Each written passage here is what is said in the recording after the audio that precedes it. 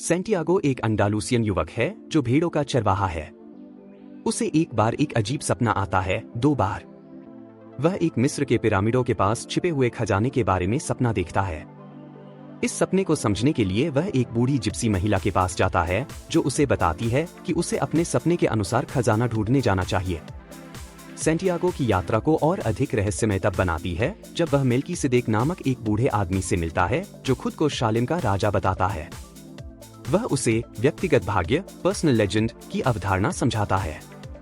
Melchizedek उसे 2 पत्थर उरीम और थुम्मिम देता है जो उसे सही निर्णय लेने में मदद करेंगे।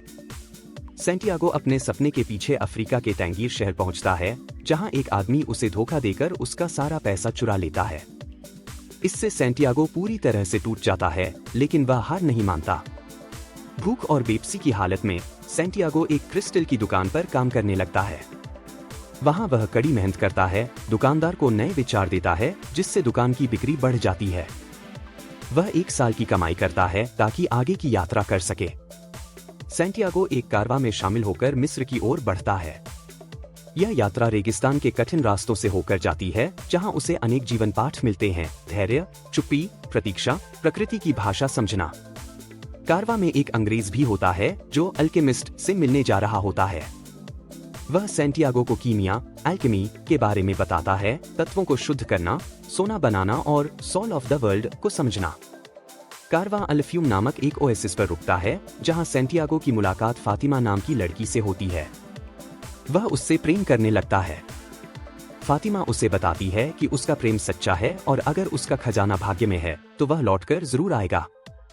सैंटियागो अंततः एक रहस्यमय अल्केमिस्ट से मिलता है जो उसे बताता है कि डर ही सबसे बड़ा दुश्मन होता है। वह उसे आत्मा की भाषा को सुनना सिखाता है। जब तुम कुछ सच्चे दिल से चाहते हो तो पूरा ब्रह्मांड तुम्हें उसे पाने में मदद करता है। अल्केमिस्ट सैंटियागो को सिखाता है कि उसे खुद को ब्रह्मांड का हिस्सा समझना है। रेगिस्तान, हवा, सूर्य ये सब उसकी आत्मा के हिस्से हैं। सैंटियागो को यह समझ आता है कि वह खुद भी कीमियागर बन सकता है। सैंटियागो अंततः मिस्र के पिरामिडों तक पहुंचता है। वहां कुछ डाकू उस पर हमला करते हैं।